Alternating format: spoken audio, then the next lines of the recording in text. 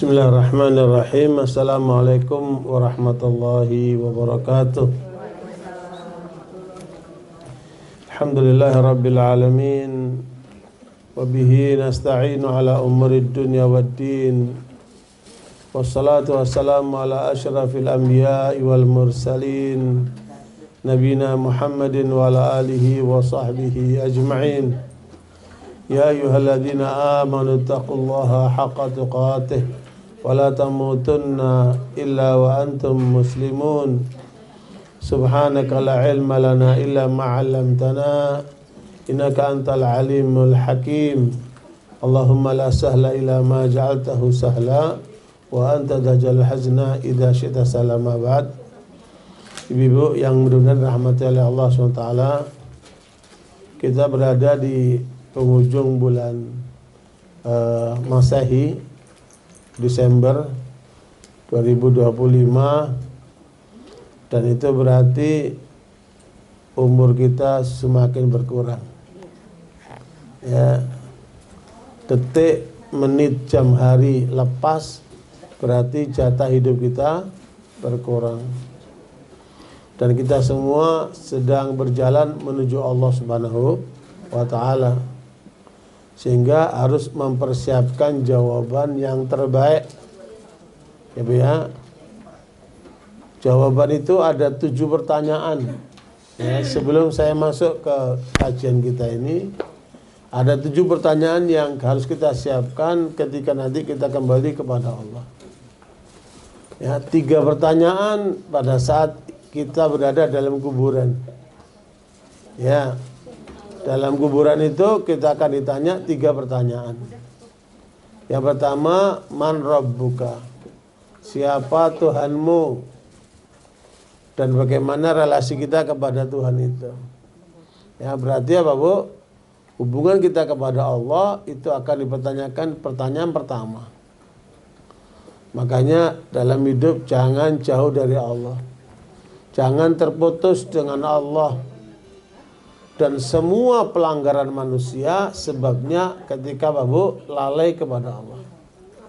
Ya.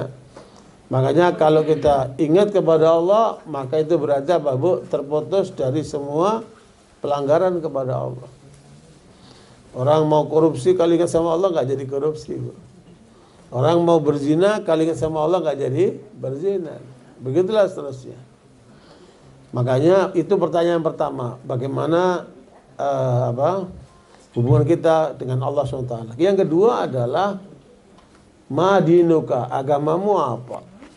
Ya, makanya hubungan kita dengan Islam itu akan menjadi pertanyaan kedua.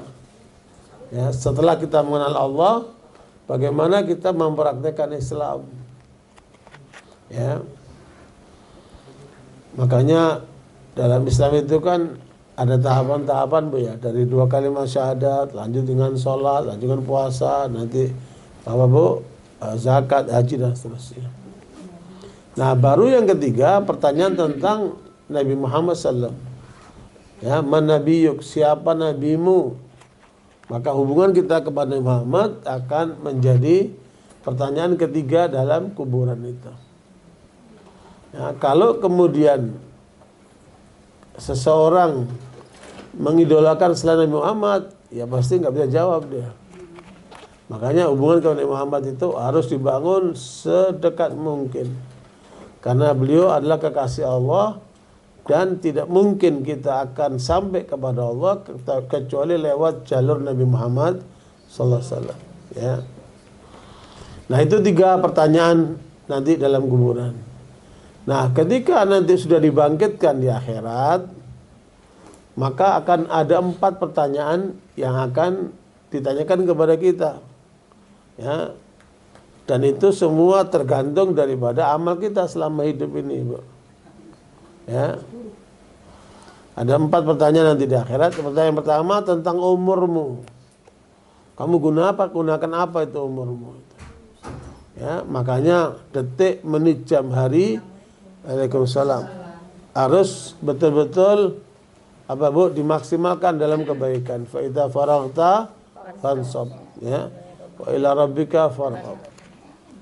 Kalau kita tidak menyibukkan diri dengan kebaikan, kata Imam Syafi'i, maka setan akan mempengaruhi kita untuk berbuat keburukan. Makanya jangan bengong, jangan kosong, ya Bu, jangan apa? Tidak ada kegiatan, maka sibuk-sibukkanlah dengan apa? Kebaikan. Kata Ibnu Mas'ud, saya benci dengan orang yang tidak sibuk dengan kebaikan dunia, juga tidak sibuk dengan kebaikan akhirat. Ya. Nah itu yang pertama. Pertanyaan tentang apa? Umur. Tentunya umur ini dimulai dari masa balik, Bu. Kalau perempuan ditanda dengan menstruasi, kalau laki-laki ditanda dengan mimpi atau umur 15 tahun.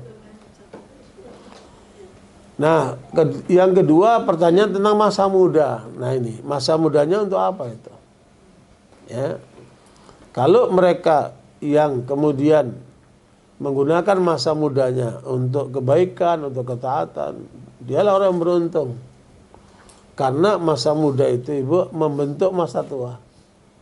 Ya, kalau seandainya masa mudanya ternyata digunakan untuk yang salah, menyimpang, maka segera bertobat dan apa Bu, menyesal atas semua kejadian itu dan memperbaiki, ya, supaya sisa umurnya itu apa bisa mengantarkan dia menuju apa, husnul khatimah. Ya, itu masa apa, masa muda itu pertanyaan yang kedua. Yang ketiga, pertanyaan ketiga adalah tentang ilmu. Ilmu yang sudah kita peroleh itu untuk apa itu? Makanya Nabi Muhammad selama hidup tidak pernah minta harta. Nabi Muhammad yang diminta apa, Bu? Rabbi zidni ilma warzuqni fahma. Yang diminta itu ilmu. Makanya Nabi Muhammad dan seluruh para nabi tidak meninggalkan harta. Ya Bu, yang ditinggalkan apa? Ilmu. Maka siapa yang mendapatkan ilmunya Nabi, maka dialah orang yang beruntung itu. Ya. Makanya jangan pernah berhenti untuk menggali apa? Ilmu. Tapi perhatikan, ilmunya jangan cuma dicatat aja, bertahun-tahun ngaji, nggak pinter-pinter.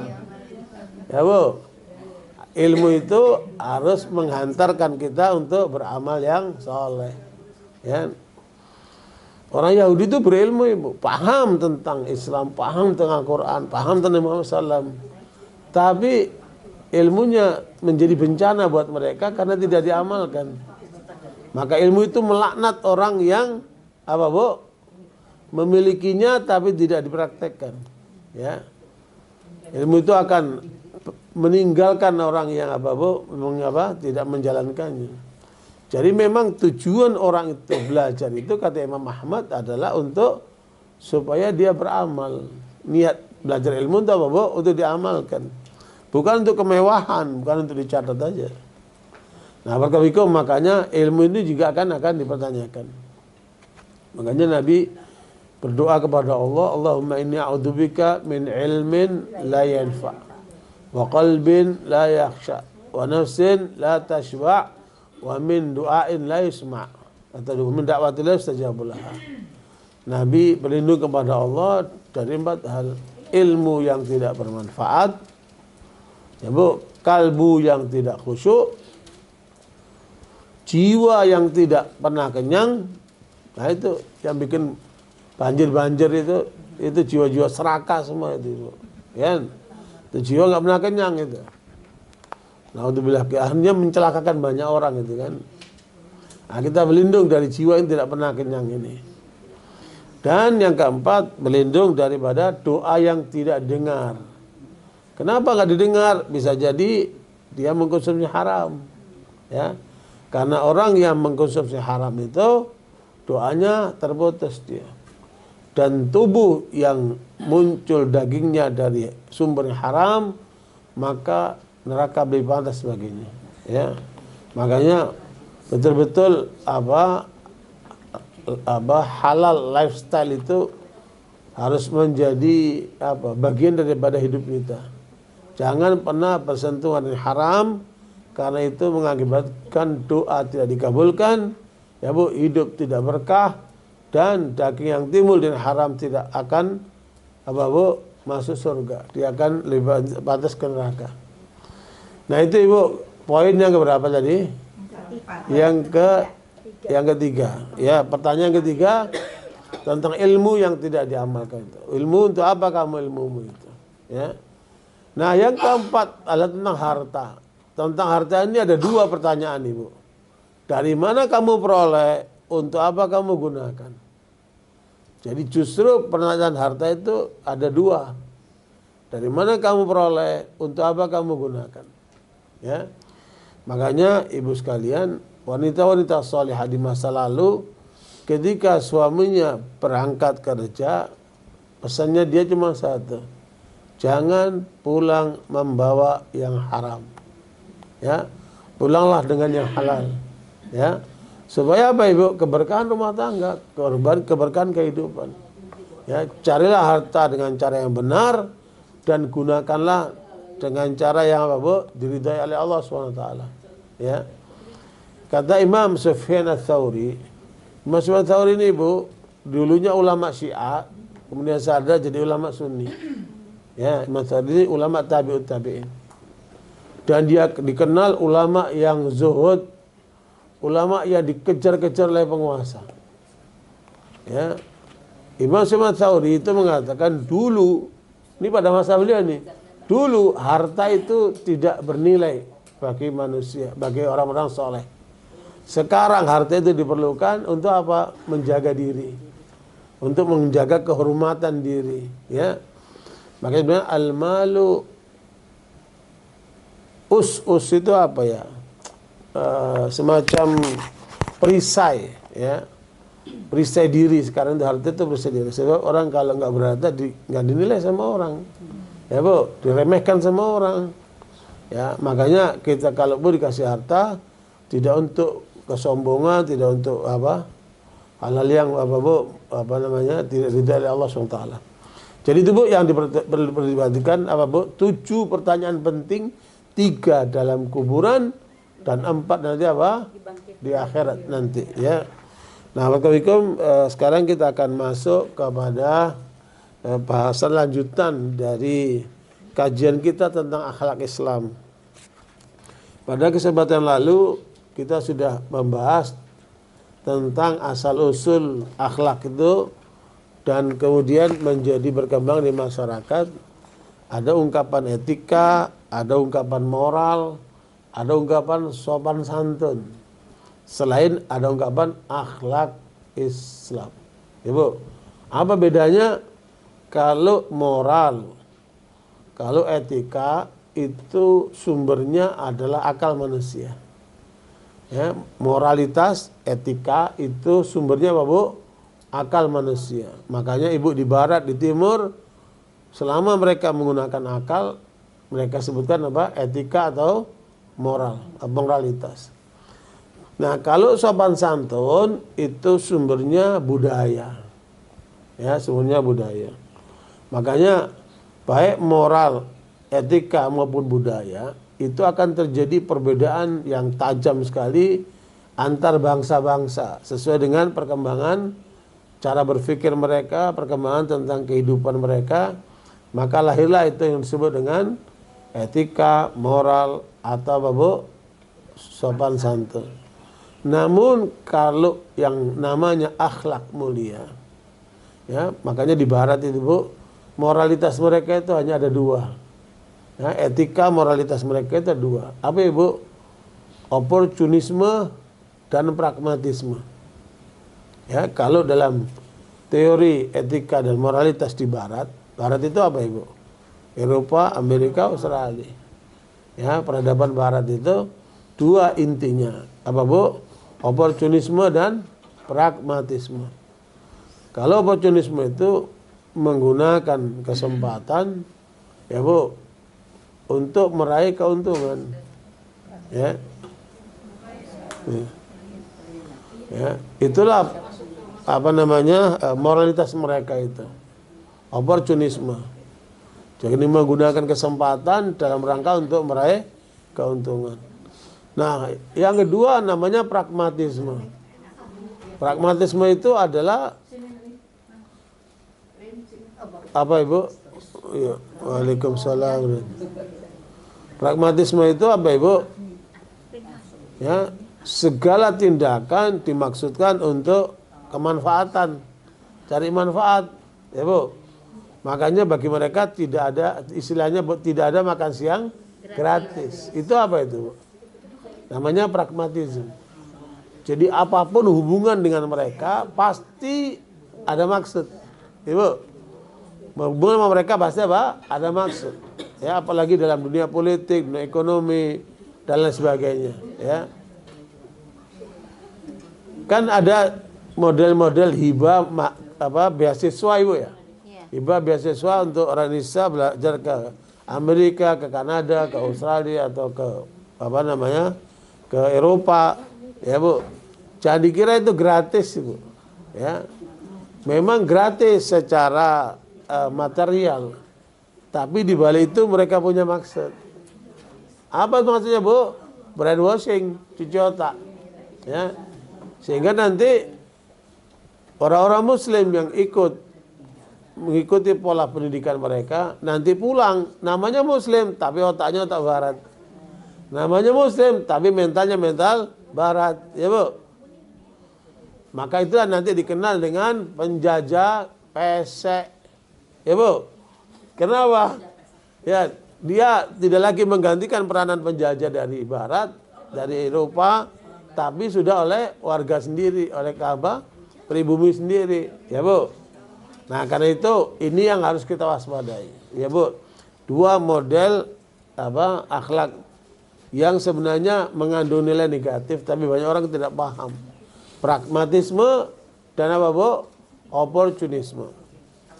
Ya, oportunis itu menggunakan kesempatan dan kesempitan biasa, Ibu. Ya. Umpamanya pada waktu peristiwa tsunami di Aceh, ya tahun 2004 itu saya ke sana, Ibu. Sehari setelah tsunami saya udah di sana. Kemudian saya menemukan 200 LSM asing yang hadir untuk memberikan bantuan. Ternyata di balik itu mereka ingin memurtadkan warga Aceh, sehingga mereka cari anak-anak kecil Aceh yang dibawa lari oleh mereka, akan dididik oleh mereka. Nanti pulang mendakwai masyarakatnya sudah bukan Islam lagi, ya Bu. Jadi ini apa, Ibu? Namanya oportunisme, ya. Dan itulah yang terjadi dengan mereka ini. Bisa jadi wallahu alam, kenapa kok bencana 3 tempat itu, Aceh, Sumatera Utara dan Sumatera Barat, belum dibuka sebagai bencana nasional. Bisa jadi di antara sebabnya supaya tidak masuk misi-misi terselubung ini, ya. Ya, meskipun banyak yang mencurigai karena nanti tidak terungkap itu semua yang terlibat dan sebagainya, macam-macam lah itu analisanya. Tapi di antaranya, ya Bu, karena kalau dibuka istilahnya bencana nasional, maka gerakan intelijen asing masuk, ya Bu, kepentingan banyak masuk. Dan dalam diri mereka ada dua itu, Bu, pragmatisme dan oportunisme itu. Nah, itu. Nah, sebagian orang Islam sekarang terbawa dengan pola itu. Oportunisme dan pragmatisme itu sekarang sudah banyak terjadi dengan kehidupan umat Islam. Buktinya apa? Sekarang WA antar sama Muslim itu nggak ada cerita untuk kesungguhan dalam menanya keadaan atau apa. Ya, Ibu lihat kan WA itu sambil semuanya kepentingan itu, kan? Hubungannya itu kalau ada kepentingan, kalau nggak ada kepentingan nggak berhubungan dia. Jadi persaudaraannya dibangun di atas kepentingan. Padahal dalam Islam nggak begitu, kan? Nah, karena itu barakallahu sekarang kita akan fokus pada bagaimana akhlak dalam Islam itu lebih dalam lagi. Kemarin baru pendahuluan, karena begini, Bu. Ibu lihat surat Ibrahim ayat 24-25. Kepribadian orang mukmin itu terbangun atas 3 pondasi. Ya Bu, alam taro kaifa daraballahu masalan kalimatan thayyibatan ka syajaratin thayyibatin asluha thabitun wa far'uha bis sama'. tu'ti ukulaha kulla hinin bi'idni rabbiha wa yadribullahu al-amthala lin-nasi la'allahum yatadzakkarun. Ya. Surat Ibrahim ayat 24-25. Ya. Sambil yang makan, yang minum tangan kanan ya. Iya Bu. Surat apa? Ibrahim 24-25. Ya, silakan dibaca keras Bu. Tidakkah kamu memperhatikan bagaimana Allah telah membuat perumpamaan kalimat yang baik seperti pohon yang baik. Akarnya kuat dan cabangnya menjulang ke langit. Pohon itu menghasilkan buahnya pada setiap waktu dengan seizin Tuhannya. Dan Allah membuat perumpamaan itu untuk manusia agar mereka selalu ingat. Ya. Nah, Ibu lihat pada dua ayat ini merupakan panduan bagi kepribadian orang beriman. Kalimat thayyibah itu apa Ibu? Kalimat tauhid. Ya. La ilaha illallah. Ya, itulah kalau dia tertanam di dalam diri seorang mukmin, maka dia ibarat sebuah pohon. Nabi menafsirkan dalam ayat ini pohon yang dimaksud adalah pohon kurma. Ya Bu, orang mukmin itu seperti pohon kurma. Ya Bu, apa bedanya pohon kurma dengan sawit? Ya. Iya. Makanya kemarin pernyataan Presiden Prabowo tentang pohon sawit itu langsung menuai kritik. Hutan-hutan itu digundulin, diganti dengan sawit. Tidak bisa nyelesain masalah. Kenapa? Karena akar sawit itu Bu, tidak bisa menimbun air dia. Jadi dia mengambil air secukupnya, yang lainnya dilepas. Tapi kalau pohon kurma, dia bisa menyimpan air untuk 2 tahun. Jadi kalau ada hujan, dia simpan air untuk kebutuhan pohon kurma itu untuk berapa Bu? 2 tahun. Beda sama sawit. Makanya kalau Ibu ke kebun-kebun kurma di Madinah, itu pasti rindang. Dan apa Ibu? Ramah lingkungan. Itu pohon kurma. Beda dengan sawit. Makanya daerah sawit itu pasti panas dia. Dia nggak lama lingkungan. Kenapa tadi? Dia tidak bisa menyimpan, nyerap air dia. Air dilepasin. Maka terjadi banjir-banjir itu karena itu. Ya, dan sebenarnya kalau seandainya kita berhasil menanam pohon kurma itu di Thailand itu berhasil Bu. Di Thailand Bu, nanti kalau ke Thailand di sana itu kurma itu sekilo dijual 300.000 Ibu. Itu sudah produksi Thailand sendiri. Padahal panasnya Thailand sama dengan kita. Tapi mereka lebih maju dalam teknologi rekayasa sehingga berhasil di dalam menanam pohon kurma. Di Lombok baru Ustaz, di Lombok Barat. Ya, tapi itu baru perorangan. Belum masif Bu. Kalau itu dilaksanakan secara masif, ya Bu ya, kemudian pohon dibandingkan dengan sawit itu sekilo 15.000. Sementara buah kurma berapa Bu? 300.000. Secara ekonomi mana lebih menguntungkan? Kurma pasti. Ya. Pertama dari sisi apa Bu? Dari sisi penyerapan air, dia ramah lingkungan. Beda dengan pohon sawit. Ya Bu. Kemudian dari sisi apa? Hasilnya. Buah kurma sampai 300.000 sekilo. Sementara buah sawit paling 15.000 Ibu sekilo. Jauh. Cuman karena kita belum berhasil membudidayakan pohon kurma, baru uji coba. Dan sekarang Malaysia juga sudah mengembangkan juga itu. Ya.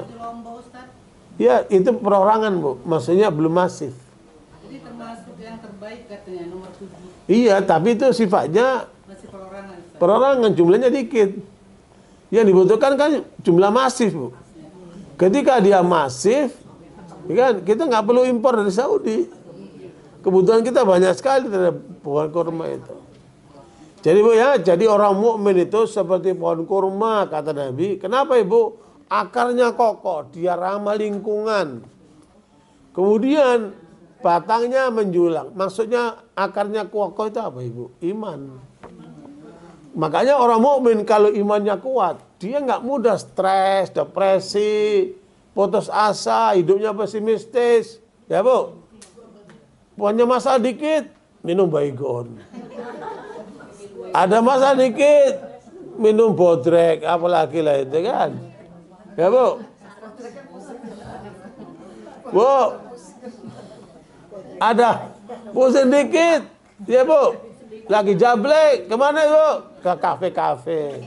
Ini pelarian semua ini. Ya Bu? Nah orang mukmin itu nggak begitu. Orang mukmin itu tangguh. Ya. Makanya kalau ada gangguan kejiwaan namanya mental disorder. Ya Bu. Termasuk yang paling banyak hari ini apa Ibu? Anxiety. Anxiety ini menimpa kebanyakan manusia hari ini Ibu. Cemas, galau, dia mentok, dia kayak nggak ada jalan keluar di kepalanya itu kan. Padahal menghadapi hidup ini nggak perlu begitu. Ya, kalau kita yakin sama Allah, makanya iman kepada Allah itu menjadikan mental orang itu bagus dia. Ya, pertahanannya kuat dia, bentengnya itu kuat dia. Seperti pohon kurma yang akarnya itu kokoh. Makanya ketika kurma itu Ibu ditempa angin, termasuk angin puting beliung, dia cuman condong sebentar balik lagi dia. Begitulah orang mukmin itu. Ya. Makanya orang mukmin itu definisinya apa Ibu? Dalam riwayat Muhammad Rasul mengatakan idza sarrat ka hasanatuk wa sa'at ka sayiatuk fa anta mu'min. Kata Nabi, kalau kamu senang berbuat baik, kamu senang ke pengajian, kamu senang baca Quran, kamu senang sholat, kamu senang dalam perbuatan baik, ya Bu, itu tanda awal iman sudah bagus. Yang kedua, tanda kedua, kalau terjerumus ke dalam dosa, dia menyesal. Ya Bu, dia akan perbaiki dirinya dan dia segera bertobat. Itulah dinamika iman itu. Ya, makanya jangan sampai kemudian dengar azan, ya azan lagi, keberatan dia. Terus kalau baca Quran baru sebentar terus tidur dia. Ya Bu. Nah, imannya ini tipis banget nih, ya. Makanya iman kita harus kuat. Dan jangan lupa Ibu, iman itu apa Ibu? Dinamo penggerak manusia. Kalau iman Ibu itu kuat, ya Bu, kata Ibnu Qayyim seperti cahaya yang terang. Ibu lihat kan, imannya orang ini beda-beda nih. Nggak sama nih Ibu. Ada yang wattnya 5 watt, ada 10 watt, ada 20 watt, ya Bu. Ada yang kayak sokle, tahu sokle Bu? Yang menerangi kota itu sokle itu kan. Itu imannya udah bagus banget kan. Dia itu mencahayai. Dan iman itu kata Nabi, dia cahaya yang menyala siang dan malam. Kan? Ini banyak orang menyalanya siang, malamnya redup. Ya Bu. Jadi siang malam harus nyala terus tuh iman. Ya. Makanya iman itu apa kata kuncinya Ibu sekalian? Dia meningkat dengan ketaatan, menurun dengan kemaksiatan. Itu kaidahnya. Ya, iman itu Bu, apa Bu? Meningkat dengan ketaatan, semakin ibu meningkat amal solehnya, maka semakin apa? Apa Bu? Meningkat imannya. Ya, tetapi iman itu bocor, ya Bu, melemah kalau apa? Terjadi kemaksiatan. Semakin banyak maksiat, semakin melemahkan iman. Kalau bahasa hadis itu dia layu Ibu. Kalau pakaian itu dia lusuh dia. Kata Nabi, jangan biarkan imanmu itu lusuh seperti lusuhnya bajumu. Kan? Kalau lusuh Ibu, apa itu baju? Buka setrika dulu, dicuci dulu, dijemur dulu, setrika dulu. Ya kan? Baru nanti taruh di lemari itu kan, supaya bersih. Ya. Nah, iman itu juga butuh lingkungan, Ibu. Ya, iman itu seperti ikan dengan air. Kalau ikan dijauhkan dengan air gimana, Bu? Ngap-ngapan dia. Makanya lingkungan milieu seperti ini, Al-Islah ini kan, tapi jangan seminggu sekali ketemunya. Harus ada komunikasi, jadi lewat WA, lewat telepon, lewat kunjungan, lewat makan bersama, lewat apalah itu kan. Jadi selalu tersambung. Ya, tersambung. Ya, minimal saling mendoakan, ya kan? Itu harus selalu hubungan persaudaraannya harus kuat. Nah, itulah bedanya kalau dibanding dengan pola-pola manusia tadi, Bu. Ya, kalau Ibu lihat motivasi akhlak manusia ini, Bu, macam-macam. Ada yang karena hasrat. Ini yang paling dahsyat, Bu. Apalagi kalau hasratnya hasrat kekuasaan. Waduh, luar biasa. Ya, Bu. Seperti Bashar Assad itu mengorbankan 1 juta rakyatnya dibunuh oleh dia demi melanjutkan kekuasaan. Coba itu. Nah, puluhan juta itu rakyatnya mengungsi, nggak masalah bagi dia. Yang penting kekuasaannya, kan? Ya. Nanti masalah Jokowi biar kelihatan kalau sudah di pengadilan nanti kebuka semua itu kan. Penting diadili dulu dia, ya kan? Baru ketahuan semua itu. Nah, barakallahu. Makanya kalau hasad kekuasaan ini dahsyat. Ya. Kata Fukuyama itu penulis buku The End of History. Ya, Francis Fukuyama ini termasuk bukunya menggoncang dunia. Ya, Bu. The End of History. Tapi dia tulis tahun 90-an. Ya, dia mengatakan kalau manusia sudah mencapai kesejahteraannya dan dimaksudkan oleh dia adalah puji-puji terhadap demokrasi liberal. Ya, puji-puji demokrasi liberal. Orang ini nggak kenal Allah, orang ini nggak kenal Islam. Ya, pikirannya kapitalis murni. Ya, dianggap kalau orang itu sudah sejahtera, sudah nyaman, selesai urusan hidup ini katanya. Tapi karena dia hidup panjang sampai 2022-2023 kemarin, dia nulis tambahan lagi. Ternyata manusia ini keinginannya banyak, hasratnya banyak. Dan hasrat yang paling dominan, kata dia nih, hasrat ingin diakui. Ya, ingin diakui. Ibu-ibu pakai tas-tas branded untuk apa itu? Bu? Kenapa itu, Bu? Untuk diakui. Aku ini orang the have.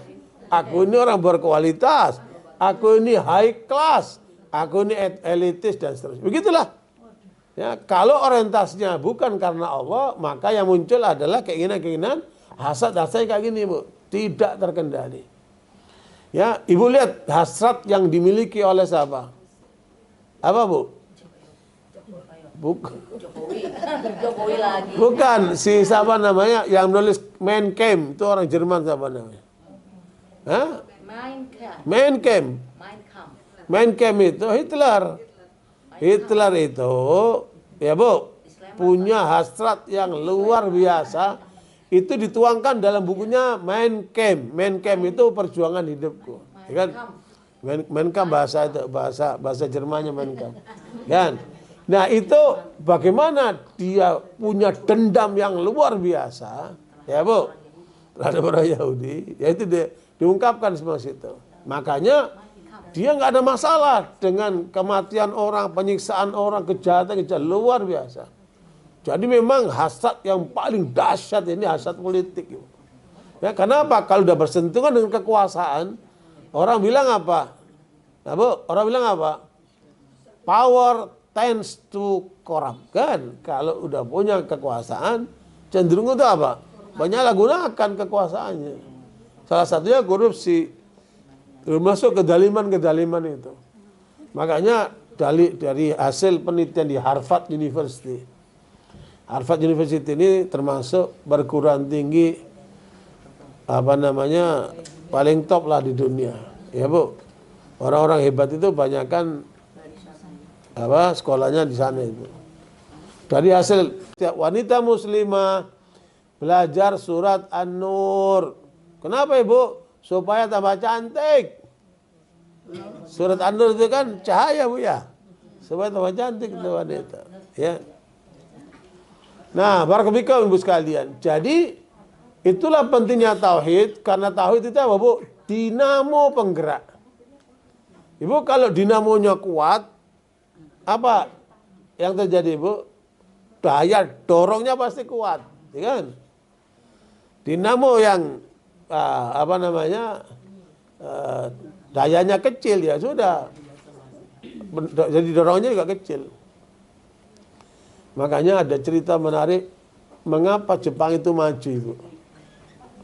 Kan setelah Amerika melemparkan 2 bom Hiroshima Nagasaki, ya Bu, Jepang itu termasuk negara yang tertinggal. 100.000 lebih korbannya itu. Dan yang dilemparkan oleh Yahudi Israel ke Gaza itu 8 kali bom Hiroshima dan Nagasaki. Coba itu kejahatannya itu. Ya. Nah, Ibu sekalian, ketika setelah dilemparkan Hiroshima Nagasaki dengan bom yang melumatkan lebih 100.000 orang itu, pemimpin Jepang namanya Kaisar Hirohito melakukan evaluasi menyeluruh. Ya Bu, terutama apa? Di bidang pendidikan. Itu contoh itu Bu. Makanya kalau Indonesia ingin maju ke depan harus melakukan reformasi, bukan cuma polisi. Reformasi pendidikan itu intinya itu Ibu. Kan? Makanya bagus sekali Menteri Keuangan ini Purbaya. Wah, Ibu kenal semua ya?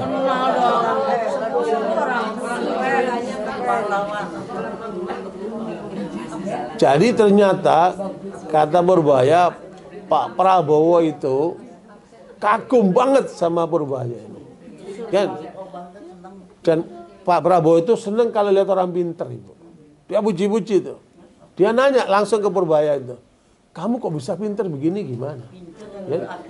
Ya.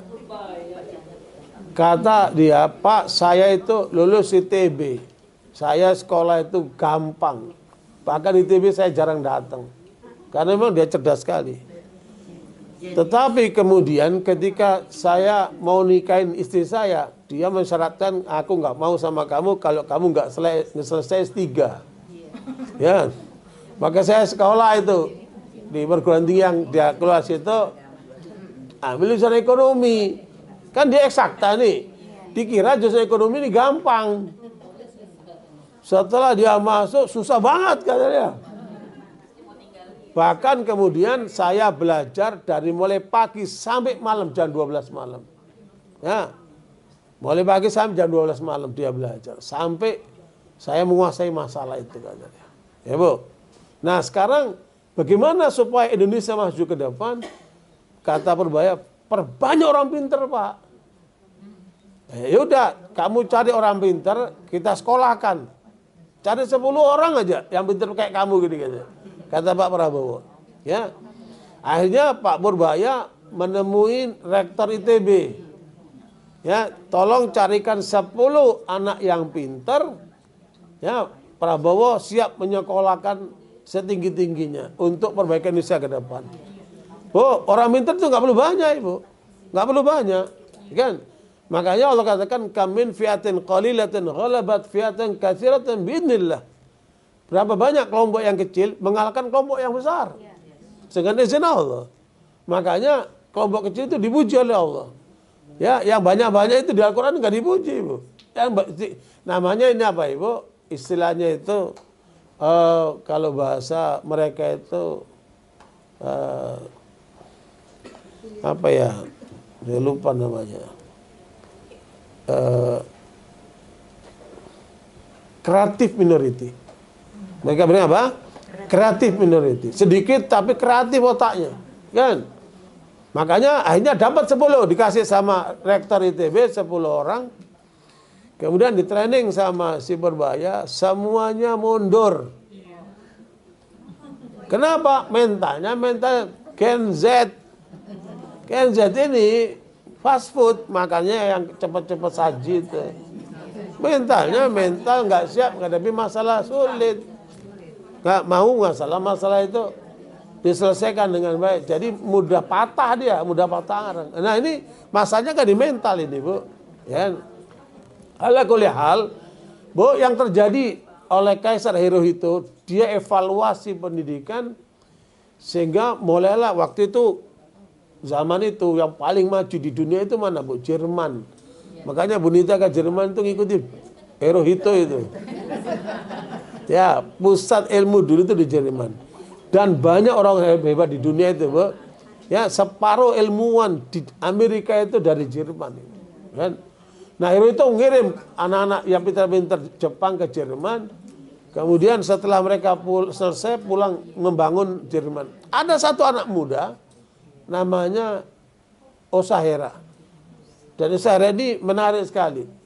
Situ menjadi ikon kemajuan Jepang, Osaherra ini. Kenapa? Jadi waktu itu kemajuan seluruh negara-negara maju itu ditentukan oleh dinamo. Osaherra melihat dinamo ini adalah kata kunci teknologi waktu itu. Makanya dia nggak masuk kuliah, Ibu. Dia beli dinamo yang baru, kemudian dia beli ke pasar dinamo-dinamo yang rusak. Dia bongkar itu. Yang baru, oh begini aslinya, yang rusak di sini kelemahannya kan. Dia teman-temannya sudah selesai kuliah, dia nggak kuliah, dia otak-atik itu aja. Sampai temannya pulang, ditanya sama Hirohito, Kaisar Jepang, mana Osaherra, kok nggak kelihatan? Oh, dia nggak kuliah Tuan, dia di sana mengembangkan dirinya sendiri, ya, mengembangkan dinamo katanya. Nah, ketika dia ditanya sama Hirohito, temannya beritahu, kamu ditanya sama Kaisar. Akhirnya dia cepat pulang dan dia nggak mau ketemu sama Hirohito kecuali dia bikin dinamo yang besar. Dan di depan istana dinyalakan dinamo itu, baru dia ketemu Hirohito. Nah ini, lihat Hirohito apa yang terjadi, Bu. Ketika menyambut Osaherra ini, dia mengatakan, aku belum dengar musik seindah dinamomu. Itu motivasi pemimpin itu, Bu. Jadi orang itu dimotivasi itu. Sang pemimpin itu motivator emang, kan gitu. Nah, ala kulli hal, jadi kembali kepada iman itu, Ibu, dia seperti apa? Dinamo penggerak. Semakin kuat iman kita, semakin apa? Semangat kita beribadah. Semakin sungguh-sungguh. Lah ini udah jauh-jauh datang ke pengajian tidur. Lah dinamonya lemah banget ini.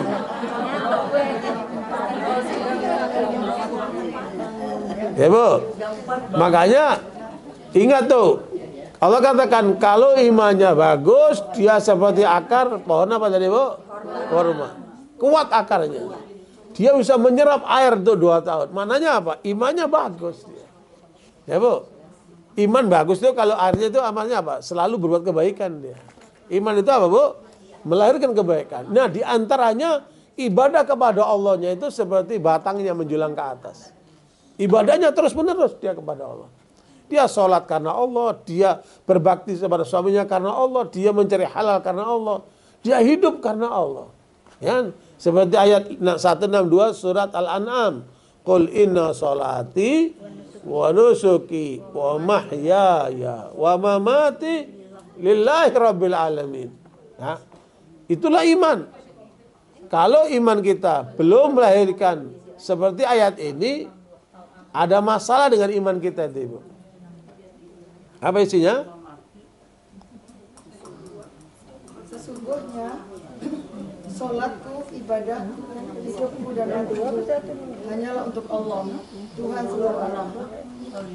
Bu, jangan Ibu bilang sama I love you forever. Hidup matiku tuh kamu sayang. Bu, udah berpaling itu. Ada orang di pengajian itu, Bu, dia menyesal karena mencintai manusia. Ya Bu, sebenarnya nggak perlu menyesal.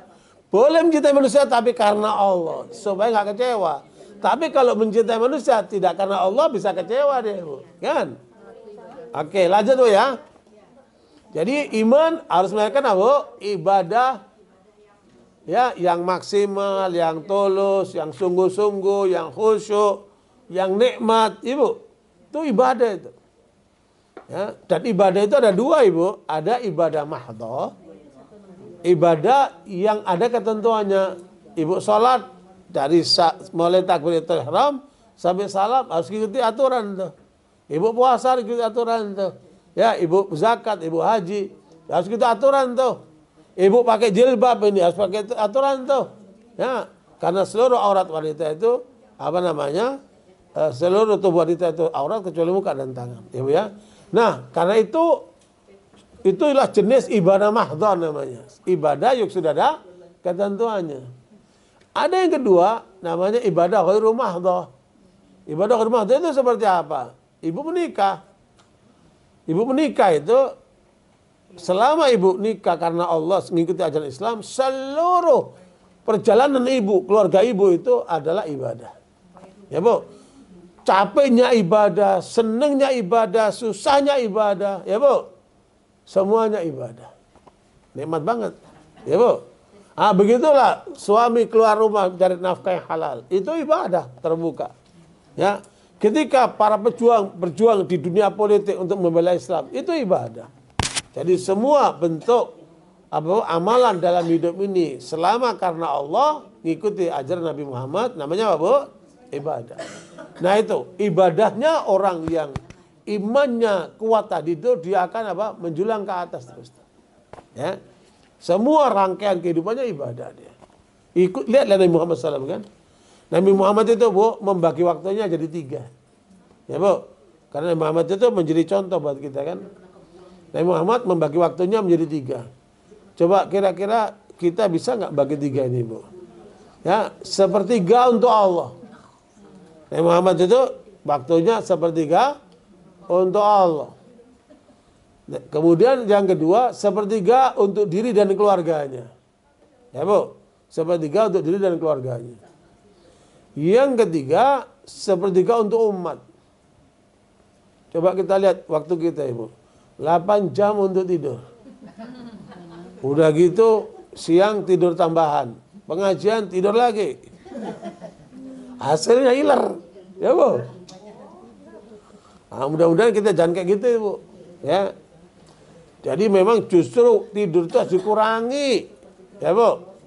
Kalau bisa tidur itu jangan sampai 8 jam lah. Kurangi itu. Sayang waktunya kalau buat tidur aja. Apalagi udah nenek-nenek. Ngapain tidur banyak-banyak tuh nenek-nenek? Ya Bu.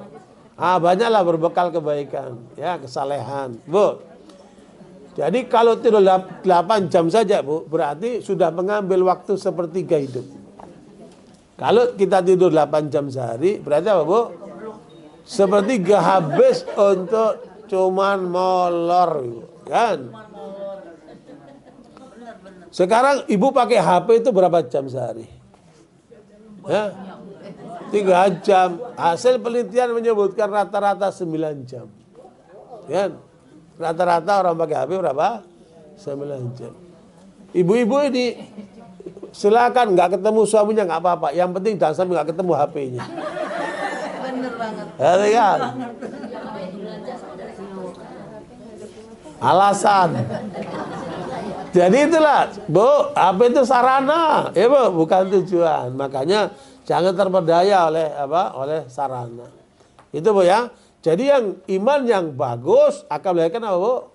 Ibadahnya bagus. Jelas hidup dia itu jelas. Kemana dia menuju? Semua diarahkan untuk mencari ridha Allah. Ya Bu. Nah orang seperti ini, apa yang nampak yang ketiga Ibu? Ini prinsip Islam Bu. Ya. Kan seperti pohon kurma, akarnya kokoh, batangnya menjulang ke atas itu ibadahnya, dan menghasilkan apa Bu? Buah sewaktu-waktu. Buahnya apa itu? Buah kurma. Kenapa buah kurma? Pertama manis, yang kedua apa? Lebih daripada itu Ibu, bergizi. dalam jurnal American Scientist, itu penelitian dari Amerika, tidak ada buah yang mengandung seluruh unsur vitamin seperti buah kurma. Ya Bu. Dan buah kurma itu Bu, ada 200 sampai 300 macam Bu. Yang paling bagus mana? Bukan, ajwa. Makanya ajwa itu paling mahal. Ya. Bu, ajwa itu ada yang 1 kilo sampai 500 ribu loh Bu. Ya, 500 ribu. Itulah yang paling bagus. Makanya nggak ada buah semahal itu kan. Makanya sayangnya kita makan buah kurma kapan? Kalau tunggu puasa. Di luar puasa nggak mengonsumsi kurma. Salah itu. Ya Bu. Makanya makan utama Nabi itu apa Bu? Air dan kurma itu. Ya. Air dan kurma. Ya. Air putih sama kurma itu makan utamanya. Hah? Ya dibatasi lah, dibatasi. Nah, ala kulli hal, ibu sekalian, nah akhlak ini berarti apa Ibu? Buah dari apa? Dari iman dan ibadah. Orang tidak tahu iman kita Ibu. Orang tidak tahu ibadah kita. Antara kita sama Allah. Tapi yang nampak dalam kehidupan kita yang nampak apa Ibu? Akhlak itu. Berarti akhlak ini Bu, berarti apa Ibu? Identitas, cerminan dari diri orang mukmin itu. Makanya kata Rasulullah, bu'itsu liutammima makarimal akhlak. Dan lihat sebutkan salihal akhlak. Aku diutus oleh Allah untuk memperbaiki akhlak manusia ini. Berarti apa Ibu? Akhlak ini apa Ibu? Hah? Dia merupakan cerminan kepribadian orang mukmin. Ya. Orang tidak ketahui dari iman dan ibadahnya orang nggak tahu. Tapi yang tahu apa? Akhlaknya, muamalahnya nih gimana dia? Akhlaknya bagaimana dia? Kan? Ngomongnya bagaimana? Janjinya bagaimana? Ya Bu, komitmennya bagaimana? Integritasnya bagaimana? Dan seterusnya. Itulah yang akan nampak dalam diri orang mukmin itu. Makanya orang mukmin akhlaknya harus bagus. Kalau akhlaknya nggak bagus, tandanya apa Ibu? Ada masalah dengan ibadahnya. Ada masalah dengan imannya. Itu satu rangkaian Ibu. Ya. Taruhlah rumah ini Bu. Rumah ini ada pondasinya kan. Itulah dasar iman kan. Kemudian ada bangunan-bangunan ini kan. Ditutup dengan apa? Gentengnya itu. Ini akhlak ini seperti genteng ini. Kalau bocor gimana itu? Panjang lah itu rumah. Ya Bu. Kelelap lah itu orang dalam rumah itu. Jadi makanya akhlak itu menjadi ukuran atau nilai bagi seorang yang beriman itu. Ya. Dan subhanallah, kita sekarang masuk ke dalam tema kita nih, ya. Ini bahasan yang kedua adalah akhlak dalam Islam itu seperti apa. Ya Bu. Tadi baru pengantar. Ya Bu.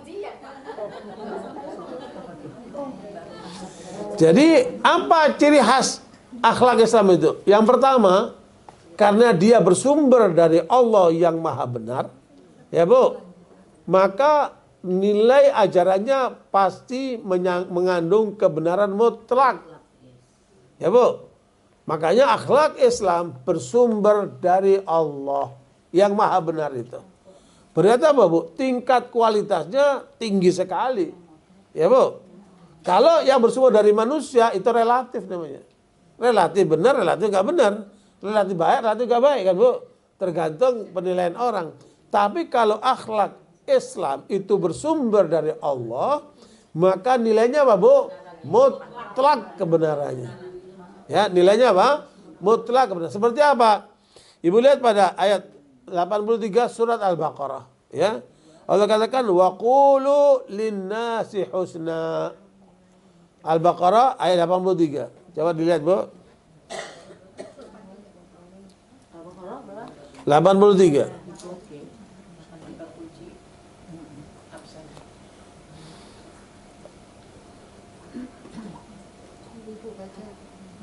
Ya, silakan baca. Yang keras. Dan ingatlah ketika kami mengambil janji dari Bani Israel, yaitu janganlah kamu menyembah selain Allah, dan berbuat kebaikanlah kepada ibu bapa, kaum kerabat, anak-anak yatim dan orang-orang miskin. Serta ucapkanlah kata-kata yang baik kepada manusia. Dirikanlah sholat dan tunaikan zakat, kemudian kamu tidak memenuhi janji itu kecuali sebagian kecil daripada kamu, dan kamu selalu berpaling. Ya, itu nasihat kepada Bani Israel. Tiga-tiganya ada situ, Bu. Ada perintah untuk beriman, hubungannya kepada Allah. Ada perintah untuk berakhlak yang mulia, termasuk orang tua, kerabat, dan sebagainya. Termasuk bicaralah yang baik. Dan ada bentuknya apa, Bu? Ibadah, diantaranya zakat itu. Ya. Berarti 3 unsur itu ada di dalam ayat ini yang ditujukan oleh Allah kepada Bani Israel. Tetapi perjanjian itu dilanggar oleh mereka itu. Ya kan? Kecuali mereka yang sadar, kemudian mereka masuk Islam. Seperti Abdullah bin Salam. Nah, di situ ada ungkapan waqulu linnasi husna. Ya. Perintah Allah supaya kalau ngomong kepada orang, ngomonglah yang baik.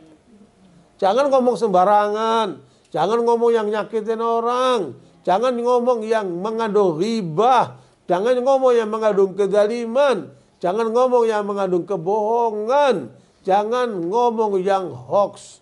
Ya, Bu? Ya, itulah. Berarti ngomongnya harus apa, Bu? Benar. Tuh istri telepon sama suaminya, sayang udah di mana? Udah deket nih, padahal masih jauh. Atau istrinya suaminya nanya juga. Ya, Bu. Nah, kenapa harus bohong? Gitu. Makanya ngomong yang benar. Ya, Bu. Coba Ibu lihat pada ayat berapa itu? 70 ya, surat Al-Ahzab, ya. Ya ayyuhalladzina amanu taqullaha wa qulu ya ayyuhalladzina amanu taqullaha wa qulu qawlan sadida yuslih lakum a'malakum wa yaghfir lakum dhunubakum wa may yuti'illaha wa rasulahu faqad faza fawzan 'azima. Ya, 70 ya? Al-Ahzab. Ya, jadi baca. Dibaca. Wahai orang-orang yang beriman, bertakwalah kamu kepada Allah dan ucapkanlah perkataan yang benar. Niscaya Allah akan memperbaiki amal-amalmu dan mengampuni dosa-dosamu.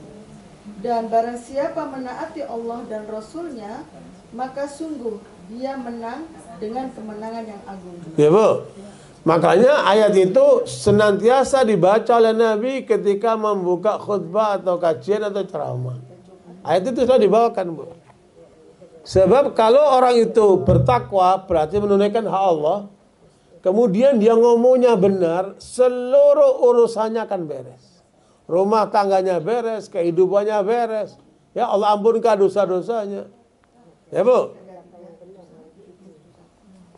Saya mau tanya, ibu-ibu pernah nggak setahun tidak ribut sama suaminya? Hah? Kalau nggak ribut rugi katanya. Ya, Bu. Bu.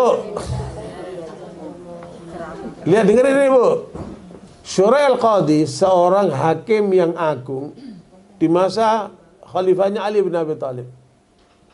Dia ditanya sama kawannya Imam Syafi'i, dua-duanya ulama, Ibu. Cuman Syuraih terkenal sebagai hakim agung yang adil.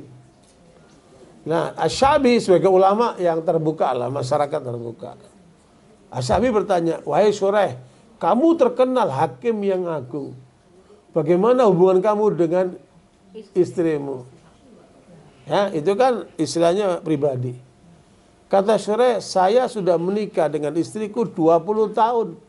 Sekalipun kami tidak pernah bergaduh. Sekalipun kami tidak pernah ribut. Ya, Bu? Berapa, Bu?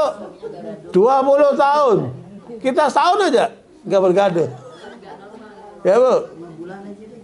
Nah, kemudian 20 tahun tidak pernah ribut. Terus Syuraih kagum. Bagaimana? Apa rahasianya? Kok bisa kamu bisa damai sama istrimu seperti itu? Tidak pernah ribut selama Ya, 20 tahun. Ya, Bu. Istrinya bisu. Istrinya bisu. Kalau yang nggak suka jangan dilakukan. Bu, apa yang terjadi? Begini kata Syuraih. Pada saat saya sudah menikah, qabil tu nikah selesai, masuk kamar, ya Bu, aku sholat, bersyukur kepada Allah. Ibu dulu waktu pengantin baru sholat pengantin enggak? Belum ngaji dulu ya? Bu, sholat dulu 2 rakaat. Bersyukur kepada Allah dikasih pasangan. Ya Bu. Ketika saya salam, saya lihat istriku juga ikut sholat. Ya Bu. Berarti ini wanita apa? Sholat. Setelah salam, aku deketin dia, aku mau pegang apa? Ubun-ubunnya. Ngeres aja nih Bu pengantin baru. Bu, sunnahnya pegang apa? Ubun-ubunnya didoain. Ibu dulu nggak pakai pegang ubun-ubun Bu. Kenapa? Belum ngaji. Ya Bu.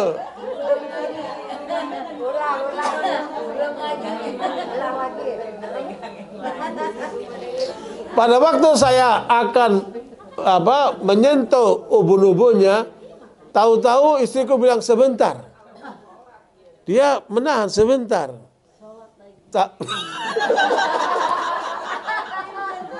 Bukan Bu. Dia tiba-tiba begini. Innal hamdalillah wassalat, kayak ceramah Ibu. Jadi istrinya mau menyampaikan satu, membuka apa dengan mukaddimah gitu. Innal hamdalillah wassalatu wassalamu. Aku bersyukur kepada Allah dikarunia oleh Allah seorang suami seperti engkau. Tapi aku tidak pernah tahu bagaimana tabiatmu, bagaimana kehidupanmu sebelumnya. Saya tidak pernah tahu. Tolong beritahukan kepada aku sebagai istrimu, apa saja yang kamu sukai, aku akan jalankan. Dan apa yang tidak kamu sukai, saya akan tinggalkan. Wassalam. Ya Bu. Nah, suaminya karena dia ulama, dia jawab, innal hamdalillah. Wassalatu wassalamu ala Rasulillah. Bu. Kemudian dia bilang, saya suka ini, saya nggak suka ini. Wassalam. Ya, kata sejak itu sampai sekarang tidak pernah dia mengerjakan apa yang tidak aku sukai. Ya aku sukai dia kerjakan, yang nggak aku sukai dia tinggalkan. Ya Bu, artinya ada komitmen bersama sebelum laju apa Bu rumah tangganya itu. Ibu-ibu punya komitmen bersama enggak? Suaminya nggak nanya Ustaz, kalau kamu apa yang kamu nggak suka, apa yang Bu, makanya kalau nanti terjadi pengantin baru lagi Bu ya.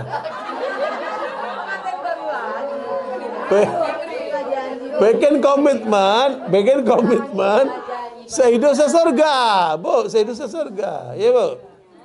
Jangan sehidup semati, kalau ibu mati kawin lagi dia. Jadi sehidup sesurga. Ya Bu. Ternyata Ibu, dari ucapan yang baik melahirkan apa? Kenikmatan dalam rumah tangga. Ya kan? Kata kuncinya apa ini? Saya mau tanya sama Ibu. Penduduk neraka itu kata Nabi paling banyak sebabnya apa?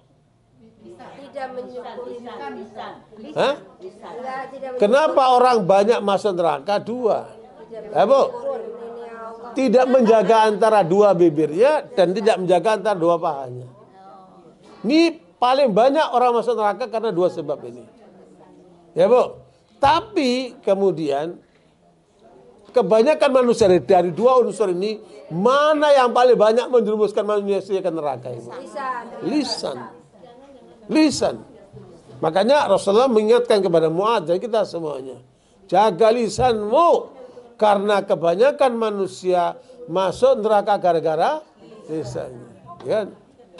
Coba kalau kita itu mengendalikan lisan kita Ibu, wah subhanallah itu. Ya.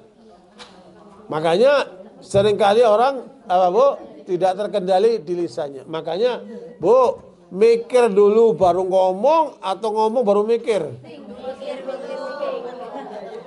Ya, kalau orang itu mikir dulu baru ngomong, ya Bu, pasti akan hati-hati ngomongannya, kan? Makanya jangan ngomong dulu baru mikir, Ibu. Kan? Nah, ala kulli hal, jadi itu yang pertama, Ibu. Apa? Sumber akhlak adalah firman Allah. Ya. Pertama, sumber akhlak Islam itu apa, Bu? Firman Allah. Dan firman Allah pasti benar. Dan Allah mengarahkan termasuk bicaralah yang baik. Ya, Bu. Berarti apa ini? Unsur terpenting dalam akhlak manusia adalah apa, Bu? Ucapannya. Ya. Makanya Ibu lihat, ada orang kalau ngomong nyelkit sampai ke dalam hati nih, Bu. Kan? Apa Ibu? Ibu gak akan lupa orang seperti itu kan? Nah, makanya hindari orang yang menyakitkan, omongan yang apa? Yang gak berguna seperti itu. Ya. Nah, termasuk diantaranya wa qulu linnasi husna itu apa, Bu? Amar ma'ruf. Ya, amar ma'ruf itu termasuk dakwah. Dakwah itu kan masuk amar ma'ruf ya, Bu ya. Itu harus apa, Bu? Mengandung yang baik. Kalau orang itu disampaikan yang baik, maka dia akan apa? Terkesan, dia akan terkesima, dia akan berbekas di dalam dirinya, ya, Bu. Makanya ungkapan yang keluar dari hati akan masuk ke hati, ya, Bu. Nah, itu yang pertama. Yang kedua, akhlak mulia itu bernilai karena Allah memuji Nabi Muhammad karena keagungan akhlaknya. Ya, Allah memuji Nabi Muhammad karena apa, Bu? Keagungan akhlaknya. Surat apa namanya? Al-Qalam ayat yang keempat, Bu. Wa innaka la'ala khuluqin azim. Ya. Pujian Allah kepada Nabi Muhammad, ya, Bu, pada apa, Bu? Akhlaknya. Surat Al-Qalam ayat yang keempat.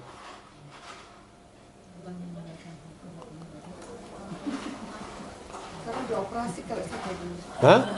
Al-Qalam ayat 4 ya Ustaz. Dulu pernah dioperasi sama malaikat. Iya, waktu masih kecil dibersihkan kalbunya ya. Al-Qalam ayat 4. 4 ya. Baca, Bu. Ya.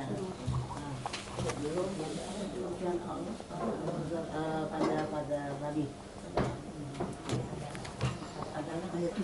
Pada ada tertera di Al-Qalam ayat 4. Dan sesungguhnya kamu benar-benar berbudi pekerti yang agung.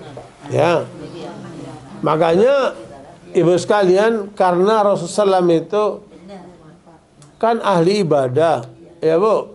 Imannya paling kuat. Tapi yang paling dipuji apa, Bu?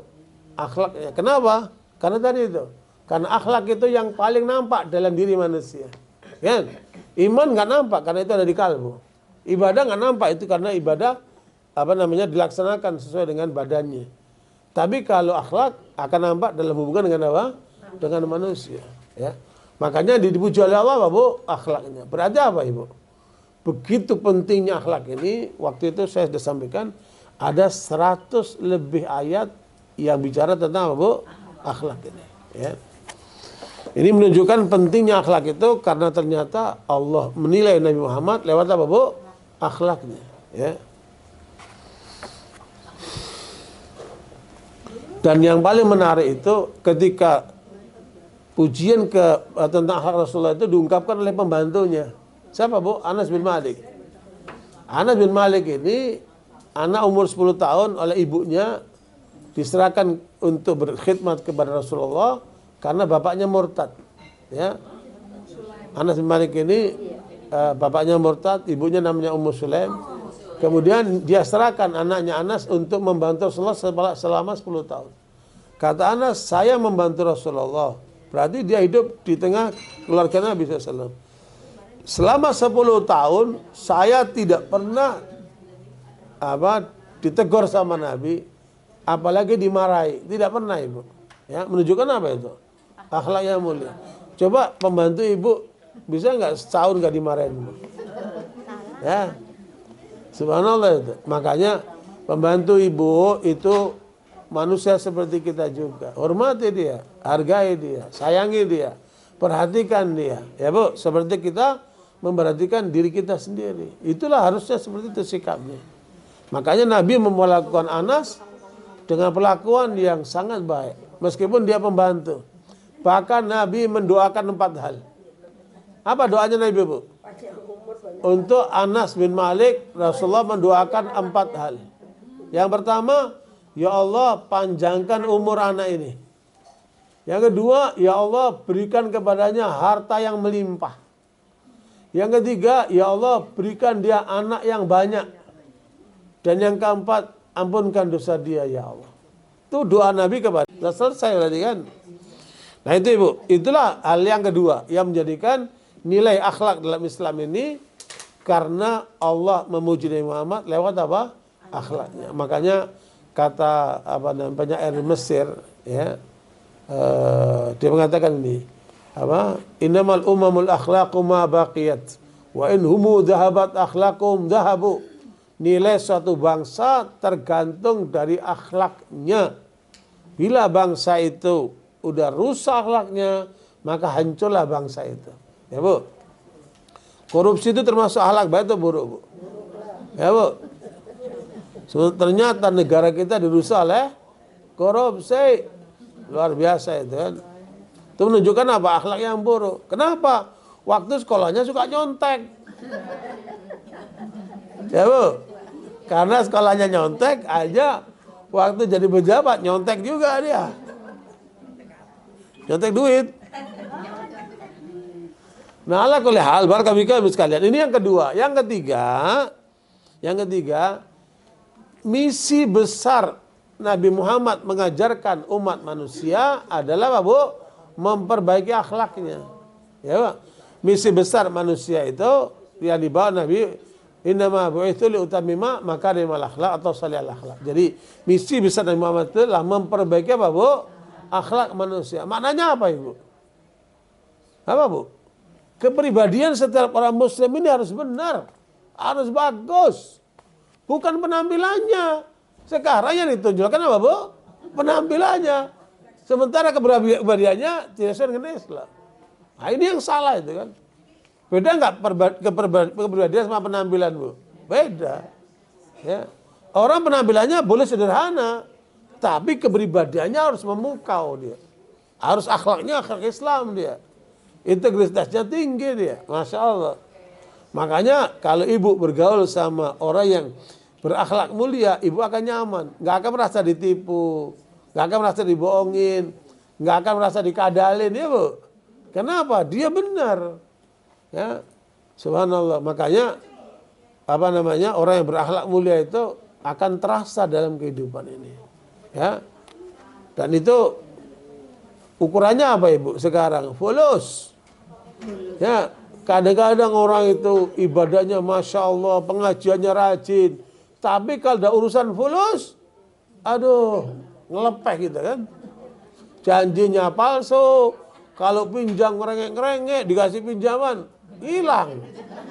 Gak bayar-bayar. Nah itulah masalah itu kan. Itu tandanya akhlaknya buruk itu, Bu. Ya. Ya. Bu, kalau dikasih belanja sama suaminya yang jujur. Jangan disimpan-simpan, suaminya nggak tahu. Ya. Makanya Ibu sekalian, misi Islam terbesar apa, Bu? Akhlak mulia. Sehingga muncullah pribadi-pribadi muslim yang luar biasa itu. Makanya Ibu sekalian, orang non muslim, dia nggak baca Quran, dia nggak baca hadis Nabi. Dia membaca Islam dari mana? Dari perilaku kita ini kan. Kalau kita ini akhlaknya bagus di hadapan mereka akan tertarik dengan Islam itu kan. Ya. Nah, sementara kita lihat kan yang nampak ini, kalau ditanya koruptor paling banyak siapa itu? Orangnya sudah. Ya, penenggak narkoba paling banyak siapa itu? Orangnya sudah. Ya, Bu. WTS itu yang banyak itu siapa itu kebanyakan? Orang muslim. Berarti apa itu? Akhlaknya nggak bagus itu. Ya, berarti harus kita perbaiki semua itu. Makanya sebelum memperbaiki yang besar sana, mulai dari diri sendiri. Ya, Bu. Bangun kepribadian yang Islami. Ya, Bu. Profesor Dr. Habib, ahli psikologi Islam. Ya, Ibu catat tuh. Tanda orang bahagia itu apabila ada 5. Ya, orang muslim yang bahagia itu tandanya ada 5. Profesor Dr. Habib namanya. Ya, guru besar psikologi di Saudi Arabia. Ya, dia sekarang terkenal sekali di Timur Tengah itu. Dia mengatakan bila ada 5 kriteria itu dalam diri seseorang, maka tandanya dia bahagia. Ya, Bu. Yang pertama, ikatannya dengan Islam kuat sekali, imannya bagus.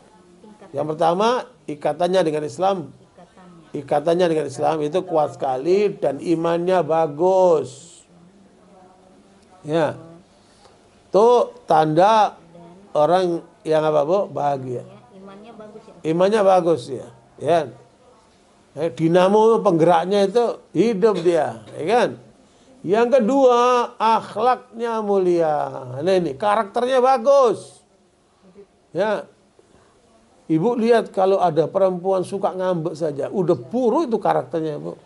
Ya. Perempuan itu kalau ngambek kayak mobil mogok, maju nggak bisa, mundur nggak bisa. Jelek banget. Ya, Bu. Nah, hilangin itu karakter-karakter kayak itu. Ya. Karakter yang mulia. Ya, Bu.